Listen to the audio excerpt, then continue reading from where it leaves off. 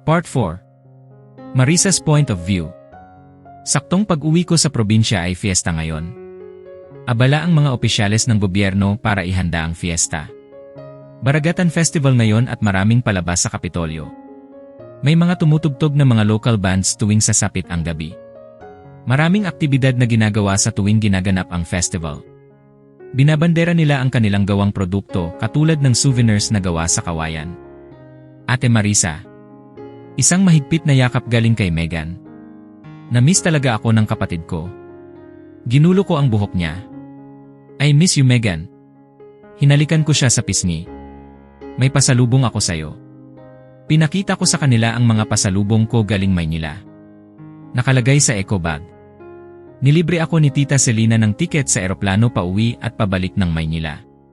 Mas mabilis ang biyahe kapag eroplano kaysa sa barko. Kapag barko ang sasakyan ko ay baka bukas pa ako makarating dito sa probinsya. Na-miss ko talaga ang probinsya na ito kung saan ako nagkaroon ng isip at kung saan ako lumaki. Kung saan ako nakapagtapos ng high school. Wow, ang dami mo naman pasalubong sa akin. Napaawang ang bibig niya habang nakatingin sa akin. Hati-hati kayong tatlo. Bigyan mo ang mga kapatid mo, Megan. Palingha-linga ang paningin ko sa loob ng bahay. Megan, nasaan si Lolo at si Lola? Saan sila pumunta? Tanong ko sa kanya. Ate Marisa, sinundo sila ni Tita Neneth kahapon. Doon muna si Lolo at si Lola sa bahay ni Tita. Magbabakasyon po. Saad niya. Hinawakan ko ang balikat niya. Ganun ba? Sabi ko. Tumango siya sa akin. Okay, Megan. Pasok muna ako sa kwarto. Magpapalit lang ako ng damit. Sabi ko. Binitbit ko ang bag ko sa loob ng kwarto. Pinalitan ko ang damit ko at pantalon. Ang init. Biglang bumukas ang pintuan. Nakita ko si Megan na nakatayo sa pintuan ng kwarto. Ate, may lalaki sa tapat ng gate natin at ikaw ang hinahanap. Boyfriend mo ba yun? Maintrigang tanong niya sa akin. Ano daw? May lalaki sa tapat ng gate namin. Kumunot ang noo ko. Ano daw ang pangalan, Megan? Hindi mo ba natanong? Tanong ko sa kanya. Labasin mo siya kasi hinihintay ka niya sa labas. Saad niya. Okay. Nagmamadali akong nagbihis ng damit. Pusod ko ang buhok ko bago lumabas ng kwarto. Lumabas ako sa pintuan. Napaawang ang bibig ko. Nakita ko ngayon sa harapan ko si Sir Carlos. Anong ginagawa niya dito? Paano niya nalaman ang address ko dito sa probinsya? Pumasok siya sa loob ng bakuran. Nakatitig siya sa muka ko. Sir Carlos, anong ginagawa mo dito sa probinsya? Tanong ko. Nakita kong may bitbit siya na maleta. Nakasuot siya ng black cap at itim na jacket. We need to talk, Marisa. Kaya kita sinusundan dito dahil may sasabihin ako sa'yo. Saad niya. Ano bang sasabihin mo, Sir Carlos? Tanong ko sa kanya. Nakita ko itong panyo sa bag mo, Marisa. Same na panyo na binigay sa akin ni Lara 16 years ago. Sino ka ba talaga, Marisa? Bakit may panyo kang ganito na parehas ng binigay sa akin ni Lara? Answer me, Marisa. Ikaw ba si Lara? Ang best friend ko? Tanong niya sa akin. Nakita ko ang panyo sa kamay niya. Bakit hindi ko maalala na may nakilala akong bata 16 years ago ang nakalipas? Masyado nang matagal yun kaya hindi ko maalala. Binigay yan sa akin ng lolo ko. Pinasadya niya ang panyo na yan para sa akin. Sabi ko sa kanya. Ibig sabihin ay ikaw si Lara. Ikaw ang bata noon. Ikaw ang bata na sumagip sa akin nang muntikan na akong masagasaan ng 10-wheeler truck. Saad niya. Ikaw ang bata na yun, Sir Carlos. Ang taba-taba mo dati. Sabi ko sa kanya. Naalala muna ako, Marisa. Ako ito si Carlos. Ang best friend mo. Ako ito, Marisa. Maiyak-iyak na sabi niya sa harapan ko. Naalala na kita, Sir Carlos. Ikaw yung kasama kong mag-jogging tuwing umaga. Ikaw yung bata na kasama kong kumain ng mangga sa ilalim ng puno ng santol. Sabi ko. Nagulat ako nang bigla niya akong niyakap ng mahigpit. Nabitawan niya ang hawak-hawak niyang maleta. Remember when we used to stay up all night talking and laughing? I miss those moments, my friend. Our adventures together will forever be cherished. I miss the thrill and excitement we experienced from late-night drives to road trips. I miss the adventure we always found ourselves in. The memories we created are like a treasure chest. And I miss unlocking it with you. Those long walks and deep conversations were the highlight of my day. I miss our heart-to-heart talks, my friend. Every time I pass by our favorite spot, I can't help but think of you. I miss our special place. Akala ko hindi na tayo magkikita. Pero ito tayo ngayon at muling pinagtagpo after 16 years ago, Marisa. Ayaw ko na ulit na malayo ka sa akin. Ayaw ko na, Marisa. Natatakot ako. Hinagod niya ang buhok ko. Hindi ako makapaniwala na ang best friend ko noon ay amo ko sa Maynila. Muli kaming pinagtagpo ng kapalaran. Sir Carlos. Pwede ba, Marisa? Huwag mo akong tawagin, sir. Tawagin mo ako sa pangalan ko. Anya. Okay, sambit ko. Pinasadahan niya ng tingin ang labi ko. Nailang ako sa kanya dahil tinititigan niya ang muka ko. Umiwas ako ng tingin. Kaloka. I miss you, Lara. Marami akong namimiss sa'yo tulad nito. Magkasama tayong dalawa. Hinawakan niya ang kamay ko. Can I kiss you?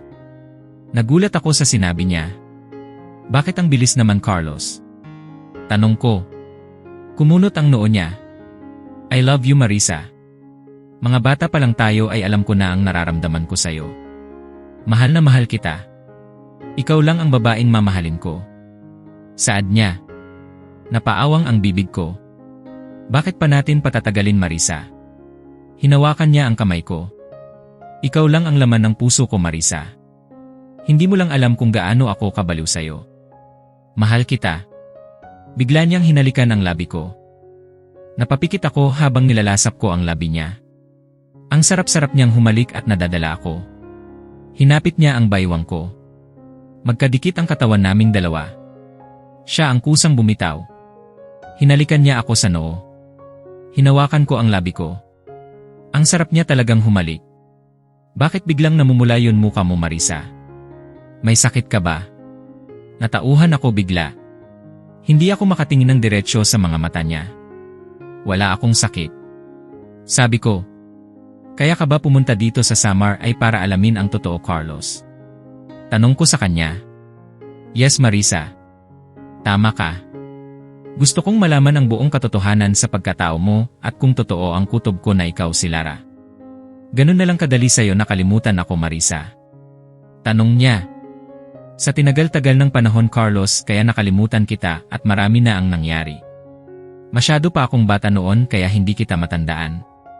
Sabi ko, ang mahalaga ay pinagtagpo tayo ulit ng tadhana. Hindi na ako makakapayag na magkalayo pa tayo ulit, Marisa. Hindi ko kaya. Saad niya. Hala si Carlos. In love. Natatawa ako sa kanya. Biglang kumunot ang noo niya. Okay, pagtawanan mo lang ako, Marisa. Saad niya. Ang cute ng reaction niya. Totoo naman ang sinasabi ko. In love ka. Sa'yo lang, Marisa. Nagbiyahe ka pa talaga para puntahan ako dito sa Samar. Sabi ko. Pasok ka, Carlos. Pasensya ka na sa bahay namin at hindi maganda katulad ng sayo. Mahirap lang kasi kami. Sabi ko. That's okay, Marisa. Don't worry. Hindi bahay mo ang pinunta ko dito kundi ikaw. Saad niya. Babalik naman ako sa Maynila. Sana hinintay mo na lang akong bumalik. Wika ko. Nagulat ako sa revelation na nalaman ko, Marisa. Hindi ako makapaghintay pa na bumalik ka sa Maynila kaya sinundan kita dito. Anya. Pasok ka. Sabi ko. Pinasadahan niya ako ng tingin. Akalain mo yun. Pinagtagpo ulit tayo, Marisa. Ang babaeng matagal ko nang hinahanap. Ikaw pala yun, Marisa. Kaya ang gaan-gaan ng pakiramdam ko sa'yo. Ang sarap mong kasama. Feeling ko parang matagal na kitang kilala, Marisa. Saad niya. Hindi ako makapaniwala na ikaw ang batang chubby noon. Matakaw kumain ng turon na tinda ni Aling Dena.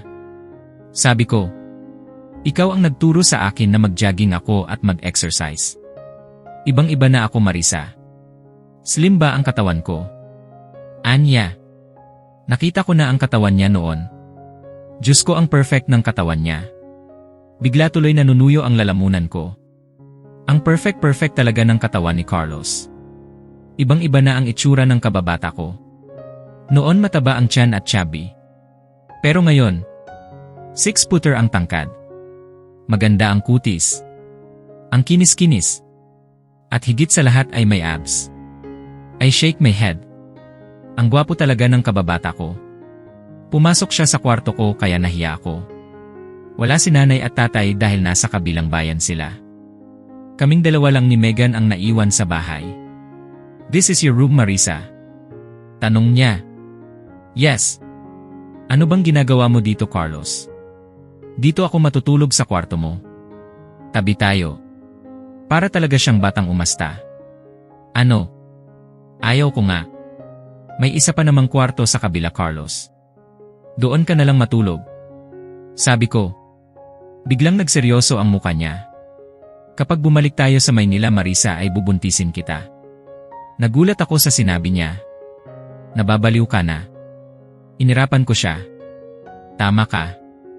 Matagal na akong baliw sa'yo, Marisa. Akin ka lang. Maliwanag ba?" Seryosong saad niya. "Ewan ko sa'yo. Kaya mo bang matulog dito sa kwarto ko, Carlos? Basta magkatabi tayo, Marisa ko." "Ano, magkatabi tayo sa kama?" "Sige na, please. Wala naman tayong gagawin. Pagbalik natin sa Maynila, doon may gagawin tayo sa kama." Binatukan ko siya sa ulo para tumino. Aray, ang sakit. Daing niya. "Tigilan mo ako. Makakatikim ka sa akin." Sabi ko. "I love you, Marisa." Pakis na. Ngumuso siya sa harapan ko. "Ito, kamao ko. Gusto mong halikan?" Pabirong sabi ko. "Ayaw ko nga. Gusto ko ang labi mo." Nakangising sabi niya. "Ewan ko sa'yo." Bigla niyang hinawakan ang kamay ko at hinalikan niya ako sa labi ko. Umupo ako sa kandungan niya habang pinapapak niya ang labi ko. "Oh, Carlos." Napaunggol ako nang kagatin niya ang lower lip ko. "Marisa." Bigla niya akong kinarga. Ang lakas-lakas ng bisig niya. Hindi siya nahirapang kargahin ako. Nilock niya ang pintuan. Kabilugan ang buwan ngayon at kitang-kita ko ang liwanag na sinag ng buwan. Tanging kurtina lang ang nakaharang sa bintana. Siniil niya ng halik ang labi ko.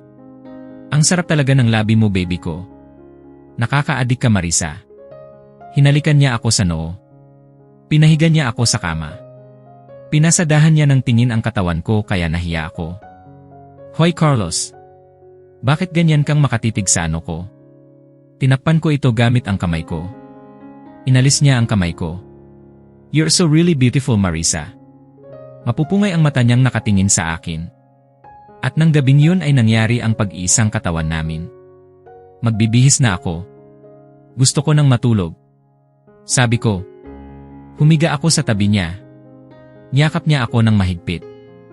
"I love you. Kahit nasaan ako magpunta. Ikaw lang mamahalin ko. I love you. Kahit na ilang beses mo akong saktan. Ikaw pa rin ang mamahalin ko. I love you. Kahit na pagod na ako. Ikaw pa rin ang mamahalin ko. I love you. Kahit na sandali lang yung pagsasama natin. Masaya ako dahil nakasama pa rin kita kahit papaano. I love you, Marisa. I love you." Ang lambing ng boses niya. Ang sarap pakinggan sa tenga ko. Ang sarap sa pakiramdam at nakakagaan ng loob. Hinalikan niya ang pisngi ko. Tuluyan na siyang nilamon ng antok. Pagkagising ko ay wala si Carlos sa tabi ko. Bumangon ako sa kama at niligpit ko ng maayos ang higaan. Paglabas ko sa kusina ay ang daming nakakarton at ang daming gulay at isda. May karne at iba pa.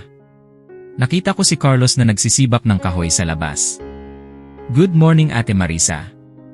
Saad ni Gilbert habang papasok sa kusina. "Gilbert, ang dami nito ah. Si Kuya Carlos mo ba ang bumili nitong lahat?" Tanong ko. Tumango siya. "Opo, Ate Marisa. Sinamahan namin siya kanina na mag-grocery at sa palengke. Si Megan ang kasama namin ni Kuya kanina. Ang sabi sa amin ni Kuya Carlos ay girlfriend ka daw niya." Saad niya. Ganun ba? Sabi ko. Good morning, Ike. Alam mo ate ang bait-bait ng boyfriend mo. Hindi maarte. Kanina naglaga ako ng saging na saba. Kumain siya at sinabay niya sa kape. Tignan mo ate at nagsisibak ng kahoy. Saad niya. Ganun ba? Lumabas ako sa bahay para puntahan siya sa ilalim ng puno ng mangga. Good morning my beautiful princess. Nasaan ang good morning kiss ko? Mumuso siya sa harapan ko. Puro ka talaga kalokohan dyan. Marami ka nang nasibak na kahoy, Carlos. Tama na yan. Sabi ko. Nag-enjoy na naman ako sa ginagawa ko kaya huwag kang mag-alala baby ko. Saan na ba kasi ang good morning kiss ko? Ang kulit talaga. Parang bata. Hindi na uso ang good morning kiss. Sabi ko. Ang daya mo talaga. Mamaya ulitin natin yun ginagawa natin kagabi. Sabay tinititigan niya ang katawan ko. Ang bastos mo. Bakit mo tinititigan ang katawan ko? Tanong ko. Umiiral na naman ang kamanyakan ng lalaking ito. Ang sexy mo kasi tapos ang sarap-sarap mo pa. Anya. Ewan ko sayo. Maiwan muna kita dahil magluluto lang ako sa kusina. Saad ko. Okay, take your time. Saad niya. Huli ka. Bigla niya akong niyakap galing sa likuran. Kahit kailan talaga ang harot. Nasaan na ang kiss ko? Tatakasan mo naman ako. Saad niya. Ano ba Carlos? May gagawin ako sa loob ng bahay. Sabi ko. Kiss muna. Alam mo kapag kinikiss mo ako ay sumisigla ako. Ikaw ang charger ko. Alam mo ba na 40% na lang ang lakas ko baby ko? Kailangan kong mag-charge. Nakangising sabi niya. Hinampas ko ang braso niya. Punong-puno ng pawis ang katawan niya. Amoy pawis ka Carlos. Huwag mong ibahin ang usapan Marisa. Saan na kasi? Sabi niya. Ito na nga at hinalikan ko siya sa labi. I'm full charge because of your kiss baby. Kinindatan niya ako. Alam mo ang dami-dami mo talagang alam na kalokohan Carlos. Prangkang sabi ko. Mabuti alam mo. Mamaya tayo ha. Maligo ka dahil papaligayahin kita ulit sa kama. Gusto ko ay makabuo agad tayo para makita ko na ang lahi ko. Anya. Ewan ko sayo. Iniwan ko siya sa kinatatayuan niya. Narinig ko siyang tumawa. Ang sexy talaga ng baby ko. Alam mo Marisa mas lalo kang gumaganda kapag naiinis ka sa akin. Sige pagtawanan mo lang ako. Sabi ko. Look at yourself Marisa. Lumalaki ang butas ng ilong mo kapag naiinis ka sa akin. Tawang-tawa pa rin siya. Makapagluto na lang nga. Pumasok ako sa kusina para ayusin ang mga pinamili ni Carlos. Wow ang dami-dami nito. Nakita kong may bagong refrigerator sa loob ng kusina. Si Carlos siguro ang bumili nito. Nilagay ko sa freezer ang mga isda at karne. Hinugasan ko ang mga gulay at bago nilagay sa refrigerator. Kare-kare ang lulutuin ko ngayon para matikman ni Carlos ang luto kong kare-kare. Ang bango-bango naman ng niluluto ng asawa ko. Binatukan ko siya. Aray ko. Pwede ba? Mamaya mo na lang ako yakapin. Nagluluto ako. Sabi ko. Gusto lang naman kitang yakapin Marisa. I miss you so much. Anya. Palagi tayong magkasama. Na-miss mo ako agad. Grabe ka. Mga bata pa lang tayo ay na-miss na kita palagi. Mas lalo noon na hindi na tayo nagkikita at wala pa tayong kontak sa isa't isa. Kaya mas lalo kitang na-miss Marisa.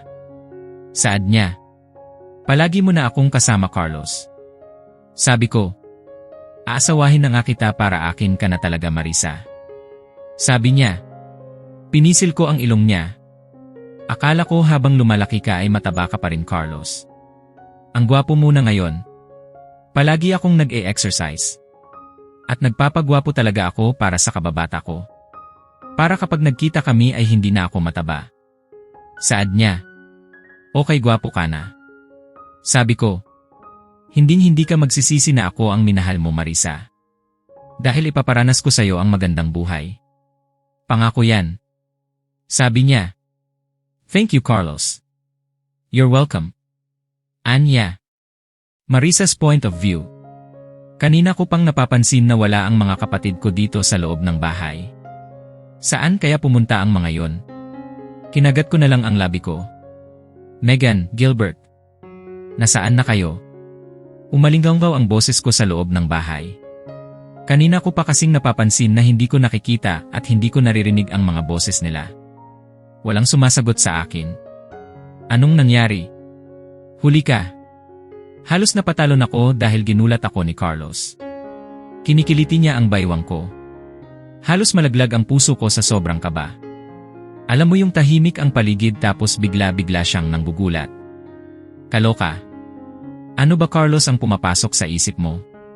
Bakit ginugulat mo ako? Kaloka ka. Sabi ko. Ngumuso siya sa harapan ko. Gusto lang kasi kitang gulatin baby ko. Saad niya. Tinaasan ko siya ng kilay. Carlos, nakita mo ba ang mga kapatid ko? Kanina ko pa kasi silang hindi nakikita dito sa bahay. Nag-aalala na ako sa kanila. Tanong ko. Malapit na pala ang pasukan baby ko. Binigyan ko sila ng pera. Ang sabi ko mag-enroll na kayo kasi enrollment na ngayon sa eskwelahan. At binigyan ko sila ng pera na pambili ng school supplies. Saad niya. Napaawang ang bibig ko. Ano Carlos? Ginawa mo talaga yan. Nakakahiya sa'yo. Saad ko. Ginawa ko yun para masolo kita. Ang lagkit-lagkit ng katawan ko baby ko. Pinawisan kasi ako kanina habang nagpapalakol ng kahoy. Samahan mo akong maligo. Pinitik ko ang noo niya. Aray ko. Hinihimas-himas niya ang kanyang noo kung saan ko pinitik. Naku Carlos. Hindi ako pinanganak ngayon ha. Alam ko na yan karakas mo. Prangkang sabi ko. What do you mean baby ko? Anya. Naningkit ang mata ko. Basta sa akin na lang yon. Sabi ko. Samahan mo akong maligo baby ko. Kahilingan niya sa akin. Naku Carlos. Damulag ka na tapos nagpapasama ka sa akin maligo. Bakit? Natatakot kang mag-isa sa loob ng banyo? Tanong ko. Tumango siya. Yes baby ko. Kaya samahan muna akong maligo please. Ang lagkit-lagkit talaga ng katawan ko. Anya. Ang dami kong gagawin dito sa kusina. Para talagang batang umasta ang damulag na ito. Kinuha niya ang tuwalya nito bago pumasok sa banyo. Hinila niya ang kamay ko papasok sa banyo. Hoy Carlos. Ano bang gagawin mo? Hindi pa ako maliligo. Mas lalo niyang hinigpitan ang paghawak sa kamay ko. Nagmamadali niyang hinubad ang damit at short ko. Sabi ko na nga at may masamang balak sa akin ang lalaking ito. Luluhuran muna kita baby ko. Nilapit niya ang bibig nito sa tenga ko kaya biglang tumayo ang balahibo sa katawan ko. Sabi ko na nga at may gagawin ka na naman hindi ka nais-nais Carlos. Sabi ko. Mas lalong lumapad ang ngisi sa labi niya. Lumuhod siya sa harapan ko. Open your legs baby ko. Maotoridad na utos niya. Umarko ang kilay ko. Bakit? Tanong ko. Alam mo na yon. Ang isang bilyonaryong tao. Negosyante at higit sa lahat kilala sa buong Asya. Nagtitiis sa ganitong bahay na hindi maganda. Alam kong malayong-malayo ang antas ng pamumuhay namin ni Carlos. Lumaki siyang mayaman at hindi pinoproblema ang bagay-bagay. Maraming negosyo at higit sa lahat may pinag-aralan. May degree. Pero ako, hanggang high school graduate lang at walang narating sa buhay. Noon ay nabuhay kaming isang kahig-isang tuka dahil sa kahirapan ng buhay. Kaya mas lalong nagsumikap ang magulang ko para hindi kami makaranas ng gutom. Para makapag-aral ang mga kapatid ko. Para hindi namin maranasan ang hirap ng buhay. Carlos. Sad ko. Mabuti at kaya mong mabuhay sa ganitong lugar. Sa probinsya.